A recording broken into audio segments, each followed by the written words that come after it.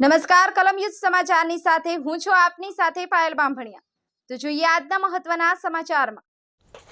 રાજકોટ જિલ્લાના ધોરાજીમાં આજરોજ નાફેડ અને સરકાર દ્વારા જે મગફળીના ટેકાના ભાવે ખરીદ થતી હોય તે આજરોજ મગફળી ભરવા માટેના બારદાન ન હોય તે ન હોવાથી આજરોજ ખરીદી બંધ રાખવામાં આવી છે। રાજ્ય સરકાર અને નાફેડ દ્વારા જે ગુજરાતમાં ટેકાના ભાવે જે મગફળીની ખરીદી છેલ્લા 1.5 માસથી ખરીદી શરૂ કરવામાં આવી હોય અને હજુ 50% જેટલી જ મગફળીની ખરીદી કરવામાં આવી હોય ત્યાં જે નાફેડ અને સરકાર દ્વારા જે મગફળીની ખરીદી કરવામાં આવી રહી હોય ત્યારે વાત કરીએ ધોરાજીની તો ધોરાજીના માર્કેટિંગ અને નાફેડ તથા સરકાર દ્વારા જે ટેકાના ભાવે ખરીદી કરવામાં આવી રહ્યો હોય તેમાં આજરોજ મગફળી ભરવા માટેના કંતાનું ના હોવાથી મગફળીની ખરીદી આજરોજ બંધ કરવાની ફરજ પડી છે। ત્યારે નાફેડને સરકાર દ્વારા બારદાનનો સ્ટોક ખાલી થઈ જવાથી ખેડૂતોનો મગફળીનો ટેકાના ભાવે ખરીદી આજરોજ બંધ રાખવાની ફરજ પડી છે, જેને લઈને ખેડૂતોમાં રોષ જોવા મળેલ છે। અચાનક મગફળીની ખરીદી બંધ કરવી પડી હતી તેવી પરિસ્થિતિ પેદા થઈ હતી અને જ્યારે બારદાનનો સ્ટોક આવશે ત્યારે પાછી ખરીદી શરૂ કરવામાં આવશે તેવું નાફેડ અધિકારીએ જણાવ્યું હતું। હજુ 50% જેટલી મગફળીની કરવામાં આવી હતી ત્યાં જ બારદાન ખાલી થઈ જવાની ફરિયાદ જોવા મળેલ છે। જયંત વિજુડા, કલમ યુદ્ધ સમાચાર।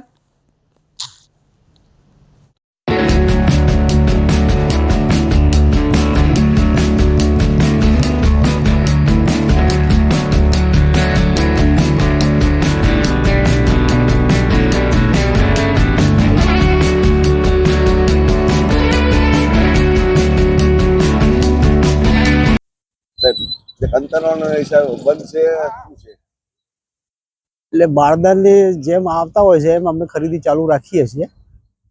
એટલે બારદાન પતી જાય ઉપરથી બારદાન આવે એટલે અમે ચાલુ કરી દઈએ છીએ। હાલ કામગીરી બંધ છે, અંતરની હિસાબે શું કહેશો? ના, એટલે અત્યારે સોયાબીનની ખરીદી ચાલુ જ છે। અત્યારે ખેડૂતો આવે છે અત્યારે ચાલુ જ છે। મગફળીના બારદાન પૂરા થઈ ગયેલા છે, એ ગાડી અત્યારે આવકમાં રસ્તામાં જ છે, એ જેવા આવી જશે એટલે અમે પાછા ચાલુ કરી દેવાના છે। ખેડૂતોને શું કહેશો? ખેડૂતોને તો આવક ચાલુ જ છે, એ બાબતમાં કોઈ ગભરાવાની કોઈ જરૂર છે નહીં। જેમ આવશે એ રીતે અમે સામેથી મેસેજ કરીને બોલાવી લઈએ છીએ। હાલ કામગીરી બંધ છે મગફળીની? હા, આજે બંધ રાખી છે મગફળીની। સોયાબીનની ચાલુ છે, બારદાન આવશે એટલે એ તરત ચાલુ કરી દઈશું। મારું નામ જયેશભાઈ લાખાણી, ધોરાજી યાર્ડની અંદર કૂદકો મારતા નાફેડ દ્વારા મગફળી અને સોયાબીનની ખરીદી છે। મગફળીની અંદર વારંવાર બારદાન ખૂટી જાય છે। આની પહેલાં બારદાન ખૂટી ગયા હતા, આજે પણ બારદાન નથી એટલે ખેડૂતને બોલાવેલા હતા પણ ખેડૂતને ઘણી ફેરે નથી બોલાવતા। ઘણી ફેરે ચાલુ તોલે બારદાન ખૂટી જાય તો ખેડૂતને 2 દિવસે લગન ટ્રેક્ટર લઈને સાધન લઈને મગફળીનું અહીંયા રહેવું પડે છે।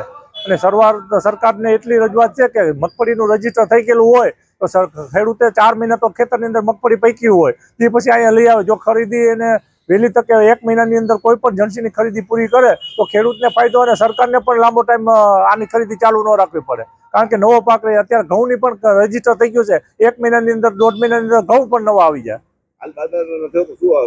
ખેડૂતને અત્યારે બારદાન વિના બહુ તકલીફ પડે। ખેડૂતને બોલાવીને અથવા ચાલુ તોલે બારદાન ખૂટી જાય તો 2 દિવસ લગન અહીં વાહન રાખવું પડે ખેડૂતને। અમારી માંગણી એટલી છે, કોઈ પણ જણસુની રજીસ્ટર થઈ ગયું એટલે આંકડાની ખેડૂતને સરકારને ખબર જ હોય કે આટલી મગફળી અમારે કરી દેવાની છે તો તાત્કાલિક ધોરણે બારદાન પૂરા પાડે ને તોલ પૂરો પાડે ને 1 મહિનાની અંદર કોઈ પણ જણસીની ખરીદી પૂરી કરી નાખે। મારું નામ દિનેશભાઈ ઓરા, શહેર કોંગ્રેસ પ્રમુખ ધોરાજી। ધોરાજી શહેરમાં માર્કેટિંગ યાર્ડ મારફત હાલમાં મગફળીની ખરીદી ચાલુ છે। સરકારશ્રી દ્વારા અણઘડ નિર્ણય લેવામાં આવ્યો છે ખેડૂતોને, જેને કારણે ખૂબ જ મુશ્કેલીનો સામનો કરવો પડે છે। એક બાજુથી મગફળીની ખરીદી શરૂ કરી દેવામાં આવી છે ત્યારે બીજી બાજુ અવારનવાર મગફળીના જે બારદાનો હોય છે બારદાનો પૂરતા પ્રમાણમાં આવતા નથી, જેને કારણે ખેડૂતોને ખૂબ જ મુશ્કેલીનો સામનો કરવો પડે છે।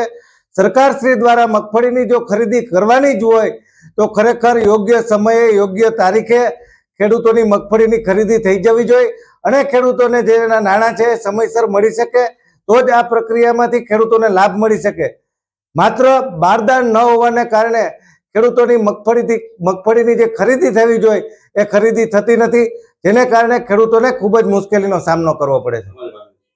અમારી માગણી છે કે જો ખેડૂતોની મગફળી ખરા અર્થમાં સરકાર ખરીદવા માંગતી હોય તો બારદાનનો જથ્થો પૂરતો હોવો જોઈએ, અધિકારીઓની પૂરતી હાજરી હોવી જોઈએ અને મજૂરોની જે વ્યવસ્થા કરવાની હોય મજૂરોની વ્યવસ્થા પણ પૂરતી હોવી જોઈએ।